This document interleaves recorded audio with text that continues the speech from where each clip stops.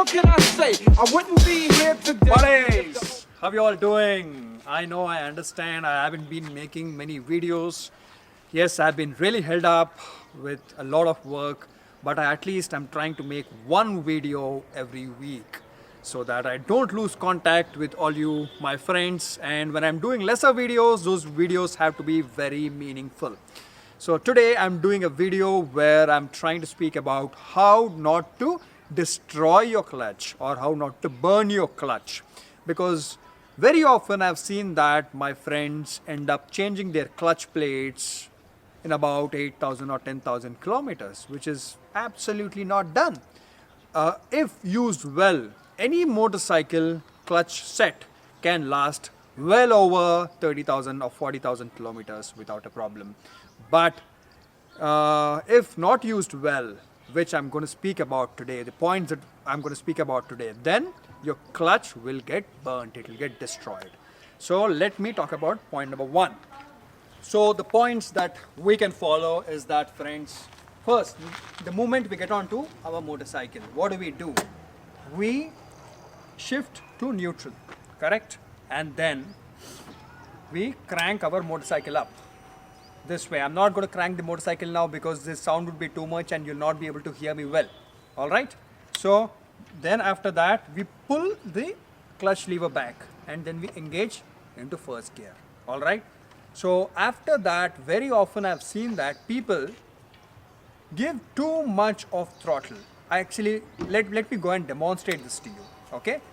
I hope you can hear me well. Now the bike is in neutral. All right? Let me crank the motorcycle.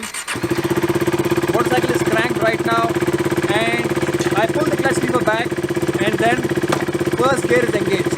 Okay? So what should be done is you should not give too much throttle. Generally, people give too much throttle. That is, they go up to about 4,000 RPM or 3,000 RPM. Got it? You understand what I'm trying to do? What I'm trying to say, that is, people give too much throttle and then go forward. But you should only give about little bit throttle, only till about 2,000 and then engage the clutch. Alright? 2,000 and then engage the clutch. That way your clutch plates are not getting burnt. If you give too much throttle and then engage the clutch, then your clutch plates will start to get burnt. This is a very important thing which many people do. And also remember, when you pull the clutch lever back, that is known as disengagement, because the clutch plates are getting disengaged. And when you release the lever, that is known as engagement. Okay, remember this terminology because I'm going to use this terminology a lot in this video. Okay, now another point, the second point is that now you have started your bike and you have started to move. Now you are on the road. On our road, maximum times what do we see? We see traffic signals, right? So you stop at a traffic signal. That is, you go and now you are at a traffic signal. Okay? What do? Generally do, we are in the first gear and we pull the clutch lever back, that is disengage it, and we keep it like that. If the traffic signal is for 1 minute or 2 minutes or 3 minutes, I have seen people holding the clutch lever back and keeping it like that. No, don't do it. You should go to neutral and then release the clutch lever. Because even if you completely pull the clutch lever back and disengage the clutch, at a very small level, the clutch is still getting burnt. So at a very small level, so don't do that. I generally just cut off the motorcycle, but if you don't like to cut off the motorcycle engine, put it into neutral and then let the clutch lever go. Disengage the clutch. This is a very, very critical point which many people do. Also, another thing which we should avoid doing is cranking the motorcycle when the motorcycle is in the first gear. Alright? We can pull the clutch lever back and we can crank the motorcycle, correct? But let me show this to you, what will happen if we do that right now, okay? I'm taking off my weight. Right now the motorcycle is in the first gear. I have pulled the clutch lever back completely, okay? I have So technically I've disengaged the clutch, right? So see this. Bike still moved, correct? Why did the bike move?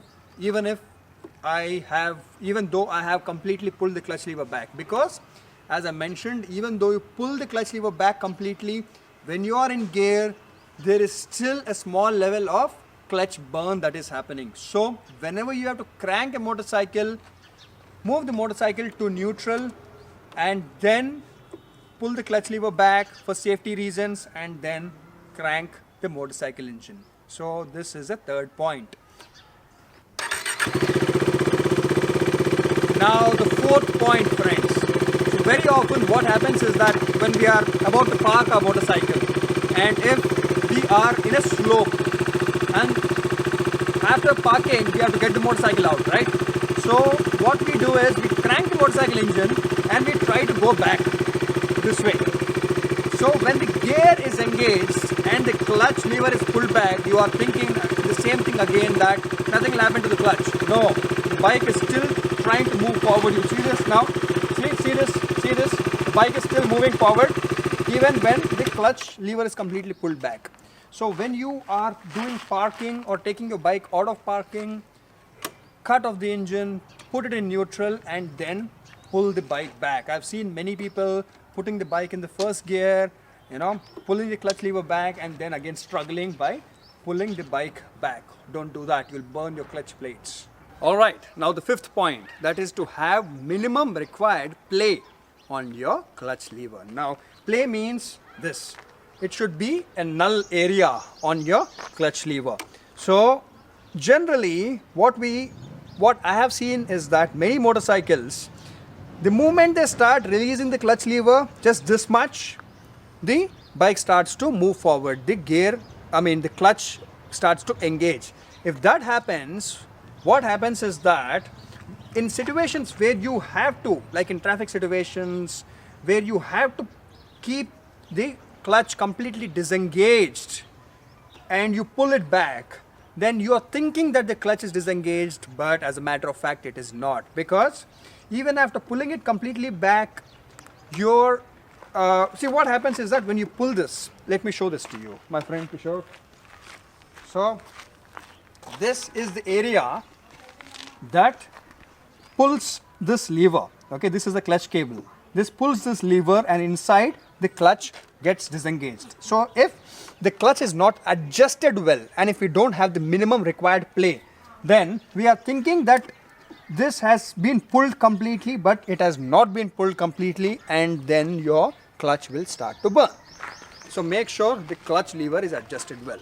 And another things is that very obvious, when you're doing a tire burnout, you'll end up burning your clutch plates to some level. So if you like to do a tire burnout, do what I usually do, that is put oil on your rear wheel and on the surface and break the traction and do the tire burnout.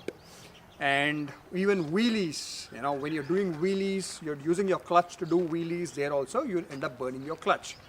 And buddies, another point that you need to note is that always check which is the recommended engine oil for your clutch. Yes, generally we hear recommended engine oil only for the motorcycle, but even for the clutch plates there is a recommended engine oil.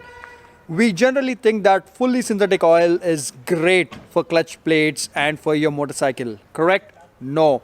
For many kind of clutch plates, fully synthetic oil is not good, and recommended engine oil grade is, not grade, but the recommended engine oil type is mineral oil. So always check it when you're replacing your clutch plates, or even if it's a brand new motorcycle. If the manufacturer says only mineral oil is recommended, stick to mineral oil, or check the clutch plates type. If it says only mineral oil is recommended for the clutch plates type, then stick to mineral oil. What happens is that if you use fully synthetic oil on clutch plate set where mineral is recommended, then your clutch plates will slip. They will start to slip. So remember that. And also the sunglasses that I'm wearing in this video, they are from Eyewear Labs. So I have left a link in the comments and in the description of this video. If you would like to buy, you can just click on it and buy these glasses. That's it, friends. These are the points that got onto my mind and I thought I should speak about them. And if you think you have anything important regarding this topic, please comment in the comment section. And that is it. If you like the video, please click on like, share it among your friends. And if you're not subscribed to me, you're missing out on about 615 videos. Thank you, buddies. Take care. Bye-bye.